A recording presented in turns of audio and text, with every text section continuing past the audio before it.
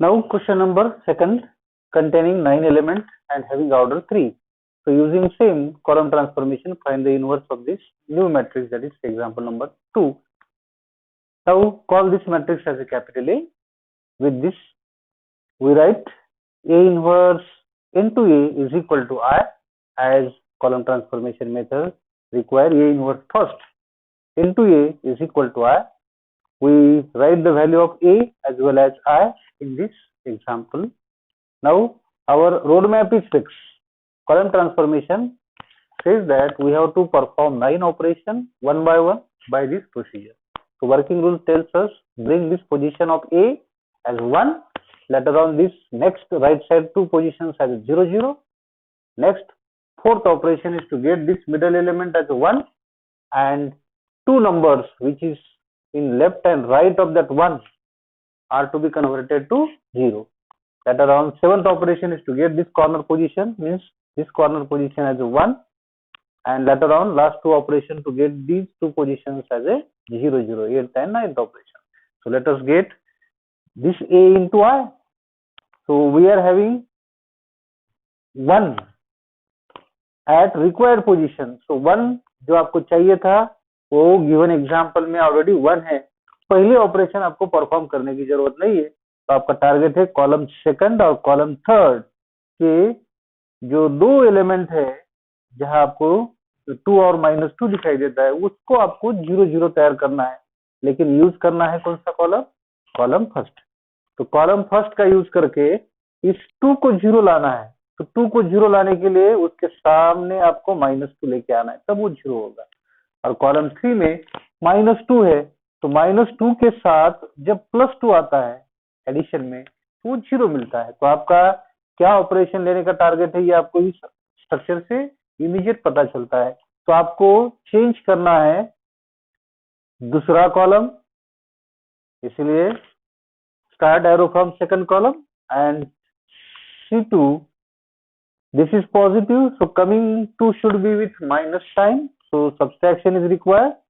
2 times of column number first, 2 times of column first, and the second operation on column third. So C3 once again, this is having minus sign, so we have to take addition by multiplying 2 with the same column C1. So changes occurs in column number second and third, no change on column number first. So write the element of first column from both the sides. So 1 minus 1 0, and in left side in right side 1 0 0. Now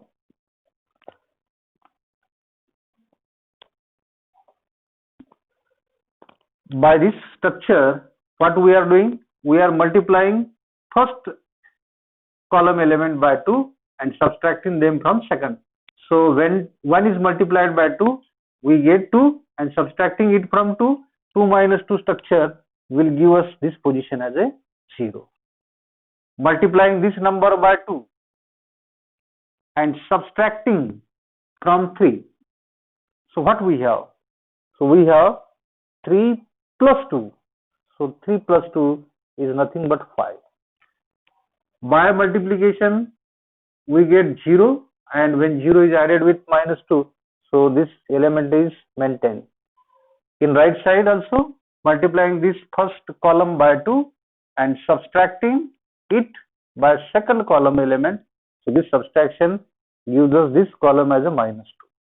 Next multiplying by 2 and subtracting from 1, so 1 is maintained, so both zeros gives 0 in the resultant. Later on second operation तीसरे column को तैयार करने के लिए आपको तैयार करना है 2 से मल्टीप्लाई करना है C1 को और C3 में ऐड करना है. तो 2 से मल्टीप्लाई करेंगे तो 2 आता है, इस C3 में ऐड करेंगे तो -2 + 2 का स्ट्रक्चर आपको 0 मिलेगा. 2 से मल्टीप्लाई करेंगे तो -2 आता है और ऐड करना है C3 के एलिमेंट के साथ, तो ये स्ट्रक्चर आपको मिलता है -2. 2 से मल्टीप्लाई करने से इफेक्ट नहीं आएगा, ये 1 के साथ ऐड करने से 0 1 ही मेंटेन होगा। उसके बाद में आपको 2 से मल्टीप्लाई करके इस 0 में ऐड करना है, तो मल्टीप्लाई करेंगे 2 से तो 2 आता है, 0 के साथ ऐड करेंगे तो 2 मेंटेन होगा। दोनों 0 है इसलिए आंसर 0 ही मेंटेन होगा। 2 से मल्टीप्लाई करेंगे तो 0 ही आएगा, 1 के साथ ऐड करने से 1 ही मेंटेन होगा। तो इस तरह से आपको टारगेट था ये 2 0 लाना, ये 1 तो ऑलरेडी एग्जांपल में दिया था, कि 2 0 आपने इस 2 ऑपरेशन से तैयार किए। अब आपका टारगेट है नेक्स्ट एलिमेंट, चौथी ऑपरेशन आप मिडिल एलिमेंट को 1 लाने के लिए करना चाहते हैं। तो मिडिल एलिमेंट के पास है 5, मिडिल एलिमेंट के पास 5 जो है वो 5 आपको 1 लाना है। तो 5 1 लाने के लिए आपके पास एक तो सेकंड कॉलम को 5 से डिवाइड कर सकते हैं, या फिर ये दोनों का यूज करके अगर आप यहाँ 1 लेके आ सकते हैं डिफरेंस, तो वो भी आपको ऑपरेशन परमिटेड है। तो फॉर एग्जांपल मैं अगर यहाँ 1 लेके आना चाहता हूँ, मेरे पास C2 में है 5 और यहाँ C3 में है -2, तो -2 को अगर मैं 2 से मल्टीप्लाई करता हूं तो क्या होगा, इस ऑपरेशन को अगर चेक कर दे तो रिजल्टेंट क्या आता है इसका, तो ये मिलेगा 2 इंटू -2 दैट इज -4, तो ये दोनों का रिजल्टेंट आता है 1। So without dividing by 5 we can use this operation C2 plus twice of C3। तो इस ऑपरेशन से 5 के पास आपको पॉजिटिव 1 मिलता है, जो आपको इस ऑपरेशन का टारगेट जो था। फिर फोर्थ ऑपरेशन है आपका 1 लाने के लिए 5 के पास, तो इस ऑपरेशन से भी आपको 1 मिल सकता है। या फिर अगर इस ऑपरेशन से कभी नहीं आता है तो आप सेकंड कॉलम को दोनों साइड के 5 है तो 5 से डिवाइड करना पड़ेगा। ये एक ऑपरेशन उसको अल्टरनेटिव में है, लेकिन इससे आपको 1 मिलता है, तो ये ऑपरेशन आपको लेनी है 5 को 1 लाने के लिए। तो ऑपरेशन चेंज कर रहा है सेकंड कॉलम, तो वहां से एरो स्टार्ट कर सकते हैं। और आपको सेकंड कॉलम में क्या करना है, तो ट्वाइस ऑफ C3 लेना है, इसको 2 से मल्टीप्लाई करके इसमें ऐड करना है। तो ये स्ट्रक्चर आता है 5 - 4 वाला, जो 1 मिलता है। तो C2 plus twice of C3। तो इससे चेंज नहीं होगा आपका पहला और तीसरा कॉलम, ये दोनों कॉलम दोनों साइड के आपको एज इट इज मेंटेन करना है। तो ये इनवर्स इनटू पहला कॉलम है 1 - 1 0, तीसरा कॉलम है 0 -2 एंड 1। राइट साइड में भी पहला कॉलम आपको लिखना है एज इट इज 1 0 0, और तीसरा कॉलम है 2 0 1 वाला। चेंज हो रहा है आपका सेकंड कॉलम। तो अब प्रोसीजर क्या है, प्रोसीजर है C3 के एलिमेंट को 2 से मल्टीप्लाई करके C2 में ऐड करना है। ये दोनों 0 0 है, तो ऑपरेशन का कोई इफेक्ट यहाँ नहीं मिलता। इसको 2 से मल्टीप्लाई करेंगे तो -4 आता है, और उसको ऐड करेंगे 5 के साथ, तो ये स्ट्रक्चर आता है 5 - 4 वाला, जो आपको एक्सपेक्टेड एलिमेंट यहाँ से मिलता है 1। फिर यहाँ नेक्स्ट पेयर में वही ऑपरेशन, इसको आपको 2 से मल्टीप्लाई करना है, तो 2 से मल्टीप्लाई करेंगे और इसमें ऐड करेंगे, तो ये स्ट्रक्चर आता है -2 + 2 वाला, जो आपको क्या देगा, इसमें 0 मिलेगा। नेक्स्ट राइट साइड में भी यही ऑपरेशन यूज करना है।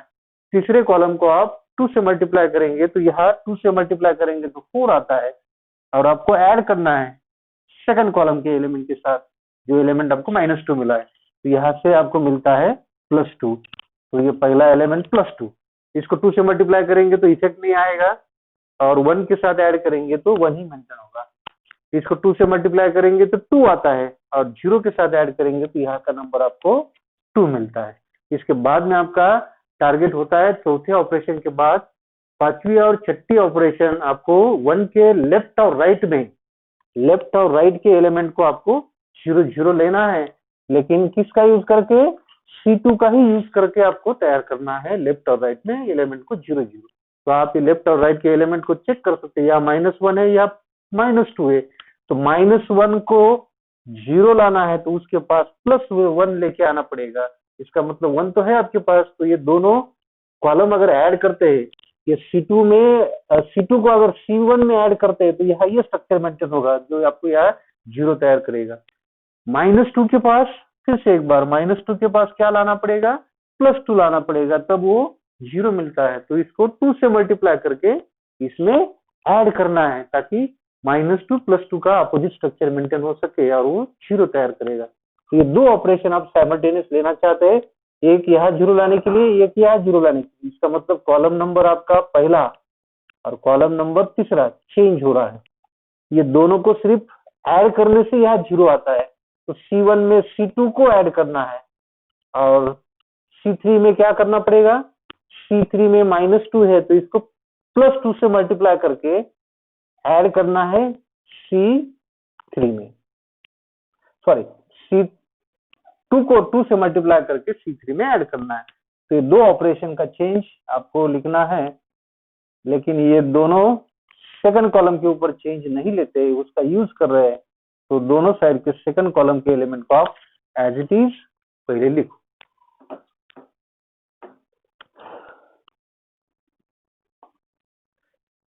अब आपको पहले ऑपरेशंस को यूज करना है, तो पहले कॉलम में दूसरे कॉलम को ऐड करना है।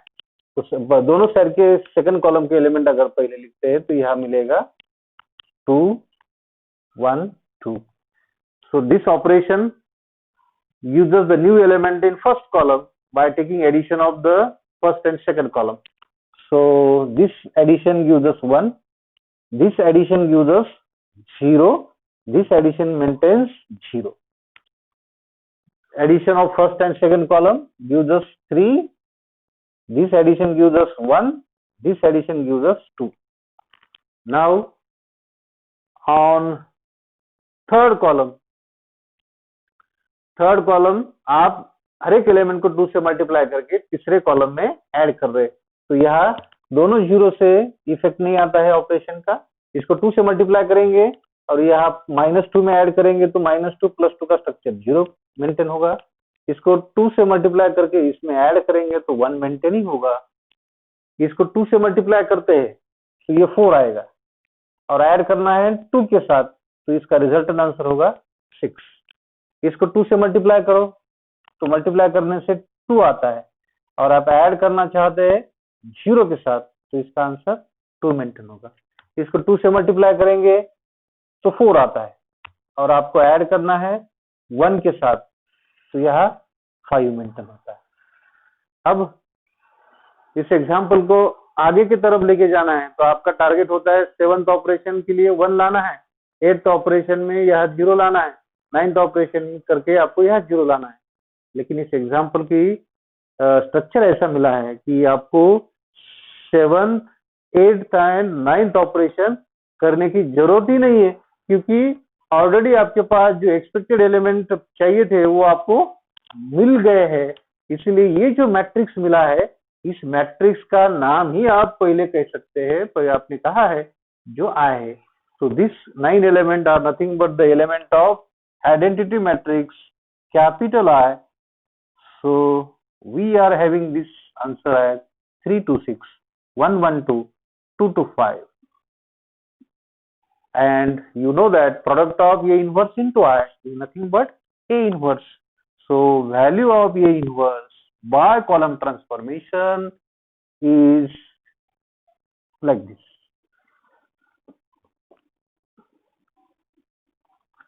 तो इस तरह से कॉलम ट्रांसफॉर्मेशन यूज करके ऑर्डर 3 के मैट्रिक्स का आप इनवर्स फाइंड कर सकते हैं।